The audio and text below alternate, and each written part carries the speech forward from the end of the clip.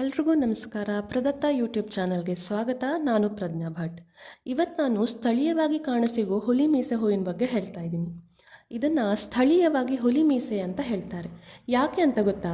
ಈ ಹೂವಿನ ಮಧ್ಯದಲ್ಲಿರುವ ಉದ್ದವಾದ ಕೇಸರಗಳು ಅಂದರೆ ಸ್ಟೇಮನ್ಸ್ ನೋಡಲು ಹುಲಿಯ ಮೀಸೆ ಅಂತ ಕಾಣ್ತವೆ. ಈ ಹೂವನ್ನು ಕೃಷ್ಣಚೂಡ ಅಥವಾ ರತ್ನಗಂಧಿ ಎಂಬ ಹೆಸರಿನಿಂದ ಕೂಡ ಕರೀತಾರೆ. ಇದಕ್ಕೆ ಪೀಕಾಕ್ ಫ್ಲವರ್ ಎಂಬ ಹೆಸರು ಕೂಡ ಇದೆ.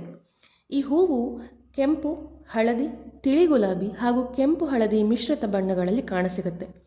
ಈ ಹೂವಿನ ಮೂಲ ಸ್ಥಾನ ಉಷ್ಣವಲಯದ ಅಮೆರಿಕಾ ಖಂಡ, ಮೆಕ್ಸಿಕೋ ಮತ್ತು ವೆಸ್ಟ್ ಇಂಡೀಸ್ ಭಾಗಗಳು.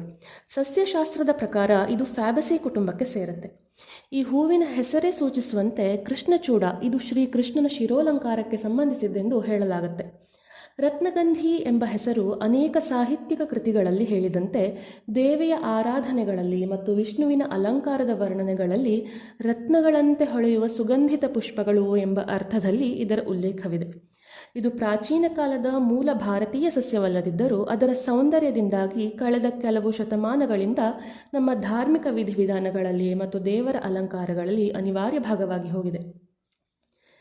ನಿಮಗೆ ಈ ಮಾಹಿತಿ ಬಗ್ಗೆ ಇಷ್ಟ ಆದಲ್ಲಿ ಇದೇ ಥರ ಇಂಟ್ರೆಸ್ಟಿಂಗ್ ಮಾಹಿತಿ ಬಗ್ಗೆ ತಿಳ್ಕೊಳ್ಳೋಕ್ಕೆ ಪ್ರದತ್ತ ಯೂಟ್ಯೂಬ್ ಚಾನಲ್ನ ಸಬ್ಸ್ಕ್ರೈಬ್ ಮಾಡಿ. Thank you.